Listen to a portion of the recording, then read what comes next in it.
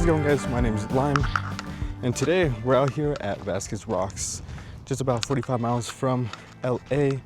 And you know what? I've passed by here so many times, going to places, so I just decided to stop this one time, take a look at it. This place does have a lot of geological and cultural history, so we're gonna be looking into that in a little bit. But first, let's look at what we're working with here. So as you can see, freaking rocks are right there.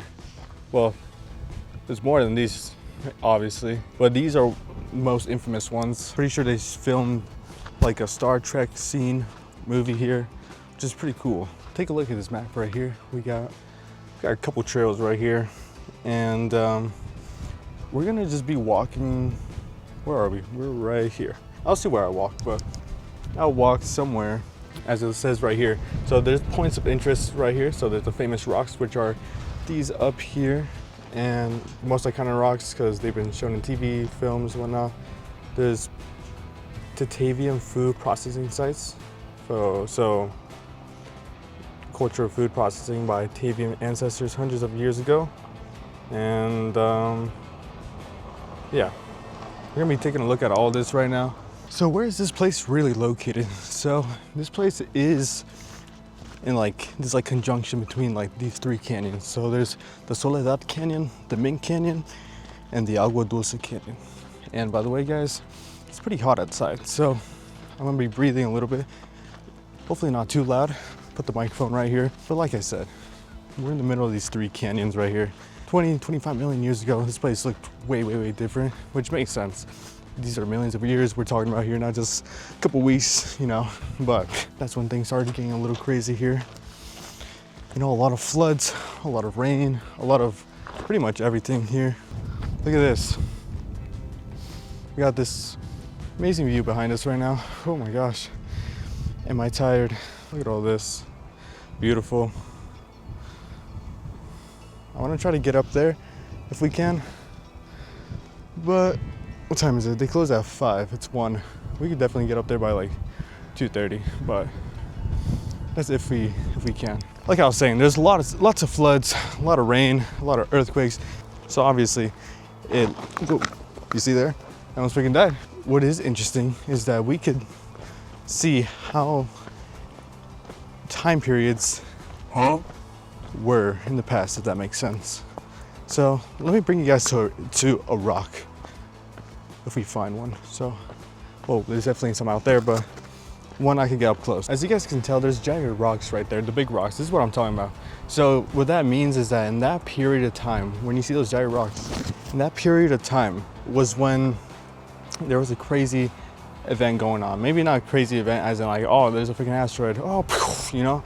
It's more like there's a lot of rain, floods, earthquakes, pushing all that sediment down, and then all those rocks that came from, for example, let's say up there, came running down here, and then boom, over time solidifies, right? And then they become part of this structure of rock here, you know? It becomes one with it. So that's what these jagged rocks really are. And then as you can tell, right in the middle there, there's not really anything. It's kind of smooth, really. There's still a lot going on, but it's quite smooth. And then a little bit further on top, you can see there's some rocks poking out, but maybe not too much of that. Maybe it wasn't as crazy as this middle one, but yeah, that's pretty much what those big rocks mean. Guys, this wind is going quite crazy, but let me explain something to you guys. I'd say the one thing I notice here is they have extreme lips to them, right? They have a certain direction that they're looking towards, which is north. As you can tell, they're all kind of facing slanting to my right side here, so the north side. And why does this happen? So, well, the San Andreas Fault passes nearby, and the Elkhorn Fault actually runs straight through this park. And obviously, over millions of years, movement along these faults pushed and tilted the rocks. So that's what we see here. And obviously, in these constant movements underneath us created these extreme lifts that we see here today, which is quite interesting. Wow, this one's very prominent, as you can tell. Yeah, so cool, man. This is actually so very cool. I found this like little tiny like I don't know what this is, like a little tiny area where the rock hangs over you, you know, you could just sit down here and chill. I'd like to think that some like native was here and he was just chilling out here eating or something, you know.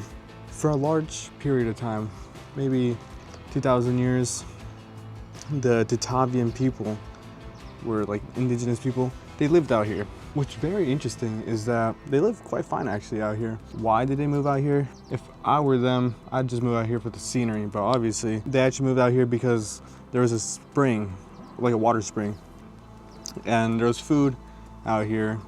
There was like fruits, there was other types of plants, and for the majority, they lived quite fine.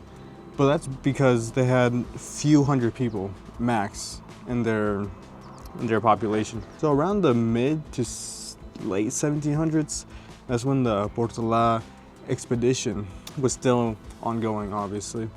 And the Spanish actually came across a village. I don't think it was in the rocks, obviously, but it was around the rocks, and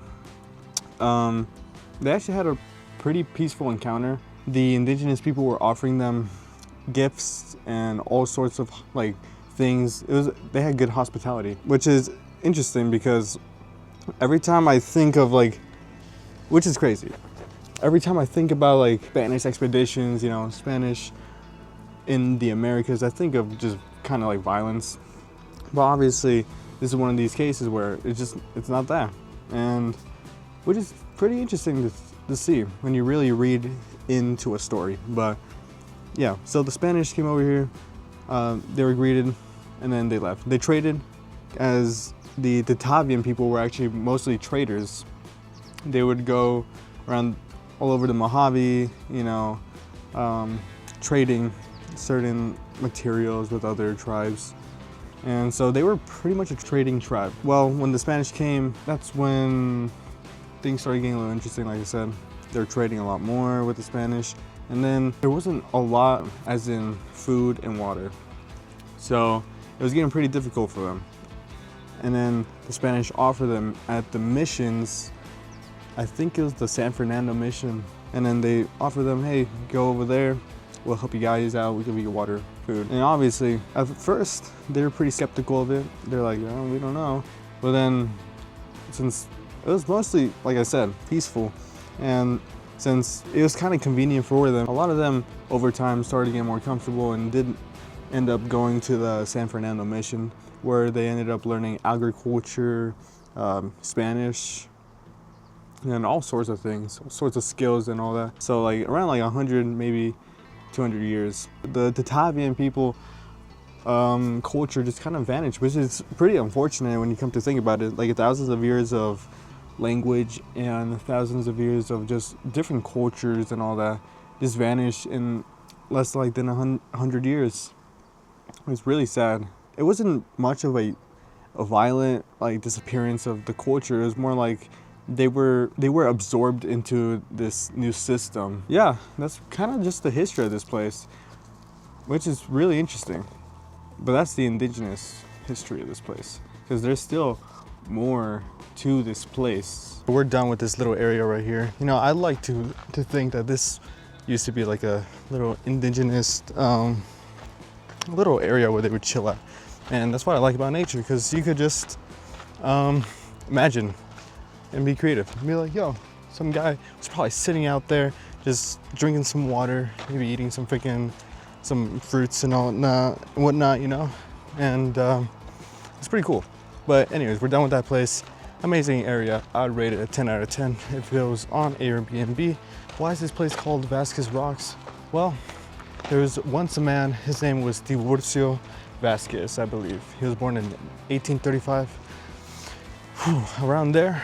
And he was an outlaw. He was a crime maker. He was a bad boy, pretty much. He would commit petty crimes like robberies, horse thefts, I mean, you know, all sorts of stuff like that. And then he was actually arrested multiple times, put into multiple different prisons. I think there was a story out there how he escaped, but I didn't really read too far into that, which I should have. It's come to believe that this place was where he would hide out with his gang whenever he escaped. And why would he commit so much crime? Well, he was part of a resistance against the new American authority when the Americans won the Mexican-American War. He was against that. He was like the resistance. He was like a rebel, pretty much, right? And yeah, so he would just commit those crimes just to be a rebel, pretty much. That's how he got his name out here. And then he did unfortunately get killed. What can you expect with a life with so much crime? But yeah, that's why this place is called Vasquez Rocks, over an infamous outlaw of California. What a beautiful place. Oh my gosh. Hopefully I'm not breathing too loud for this microphone because damn, I just ruined my video. I'm freaking burning. It's like 2 o'clock, I think. 2:05. I'm almost to my car. Sort of. But gosh dang, is it hot. Freaking burning like a freaking salamander, dude. And this path I'm on, I don't know, it looks like it's just keep going straight. Whew. So that's been me, guys. It's been Dylan, or Lime. Tell me what you guys think about the video down below if you guys want. Give me a like if you guys want as well. If not, that's fine too. But I'll be making some more of these videos talking about the geological or historical interests of places. So that's what we'll be doing on this channel. This is kind of me exploring random things, and this is the first one. And yeah, it's been Dylan, or Lime. I'll see you guys in the very next video. Peace out.